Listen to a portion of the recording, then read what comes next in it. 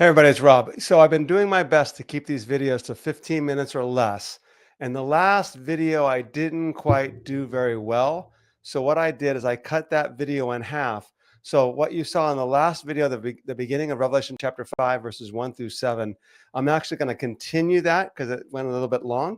So I'm going to make a quick cut and you're going to jump right back in to the second part of Revelation chapter 5, verses 1 through 7. Thanks very much. Now let's go back to Revelation chapter 5.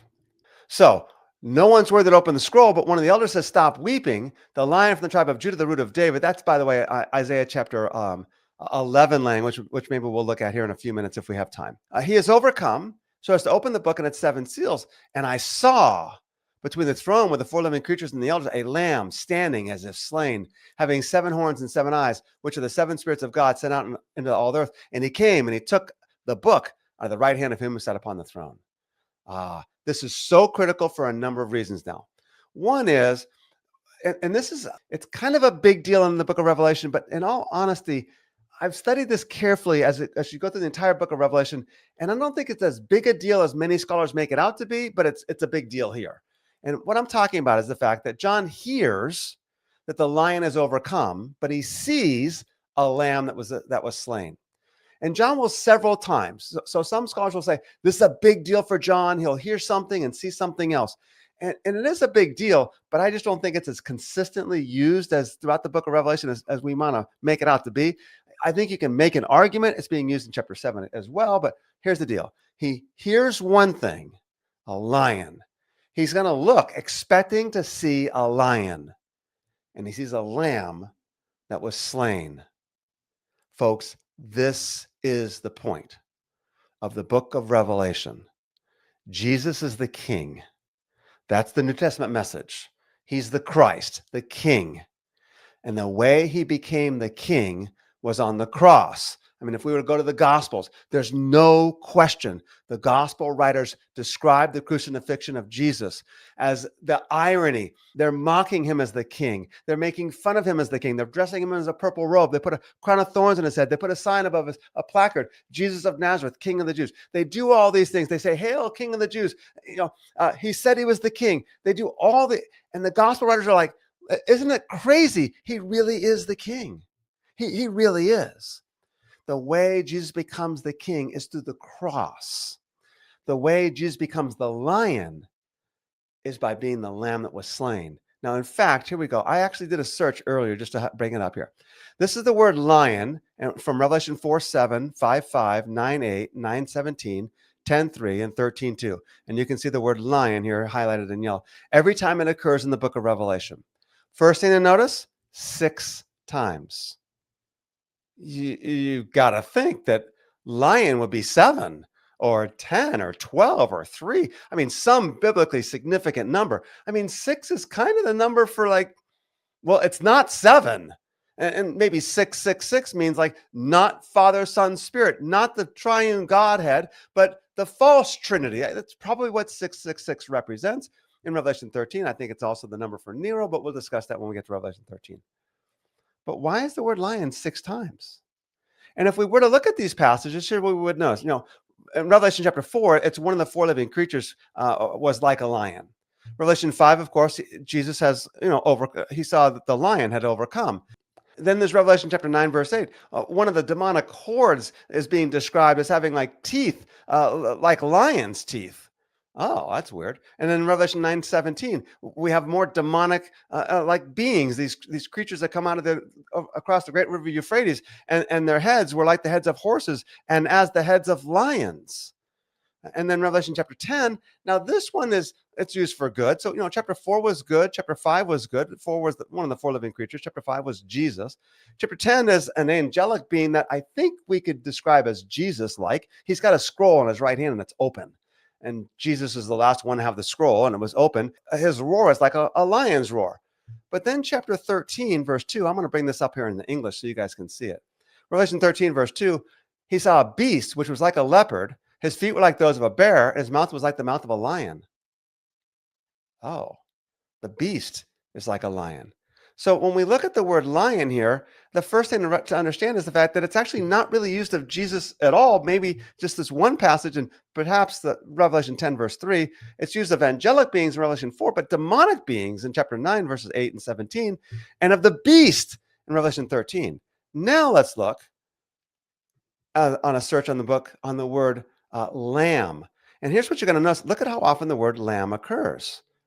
All these occurrences of the book of Revelation occurs once in the Gospel of John, and then all these occurrences in the book of Revelation. And if you count them, and I miscounted them in my commentary. In my commentary, I said there's 28 occurrences. There's 29. Oops, sorry, my bad. 29 occurrences. 28 of these occurrences are describing Jesus. He's the lion once, maybe twice. He's the lamb 28 times. Now, what's interesting is the one occurrence in which he's not the lamb is here in Revelation 13. And let's look at this. I saw another beast coming up out of the earth. He had two horns like a lamb, and he spoke as a dragon.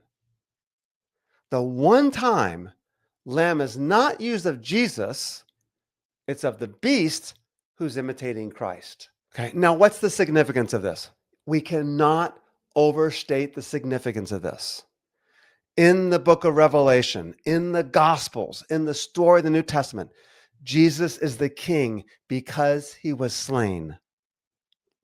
That's how he's the lion. I made a Facebook post a year ago, I don't know how long, a while back.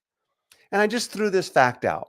Hey guys, the word lion occurs 6 times, but really only once about Jesus. The word lamb occurs 29 times. 28, by the way, is 7 times 4. 4 is the number for creation, the 4 corners of the earth, the 4 winds, the 4 direct. So we have 4 as perfection and totality with regard to creation. 7 is perfection or totality. It makes total sense that 28 times Jesus is called the lamb.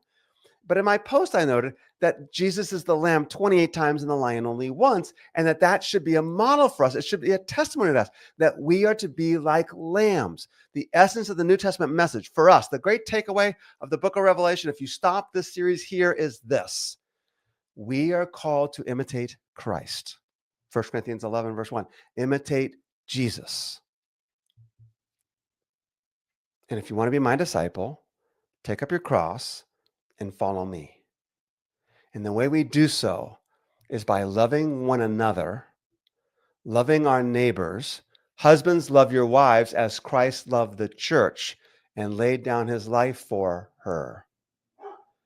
We are to be followers of Jesus who are lamb-like. And the response on my Facebook post was, oh, well, yeah, that's true, Rob, that's true. But he's also a lion. And my response, folks, is this is the modern world that we live in. We live in a world of victors and conquerors by power and by force. Let me go ahead and allude right now to the Gospel of Mark, chapter 10. I wish I had time to go through this whole passage and what's going on here. But Mark chapter 10, I'm going to skip down here to verses 42 through 45. Jesus, calling the disciples to himself, said to them, you know that those who are recognized as rulers of the Gentiles lord it over them. Their great men exercise authority over them. Their great men are lions. But it's not this way among you. Whoever wishes to become great among you shall be your servant. Whoever wishes to be first among you shall be slave of all. For even the Son of Man did not come to be served, but to serve, and to give his life as a ransom for many.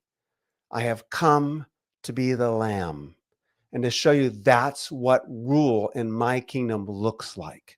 You see, there's no question in my mind that in the New Testament, and certainly in the book of Revelation, we are called to be kings. Revelation 1:5, he's made us to be a kingdom. Revelation 5, verse 9, that we'll look at in our next video.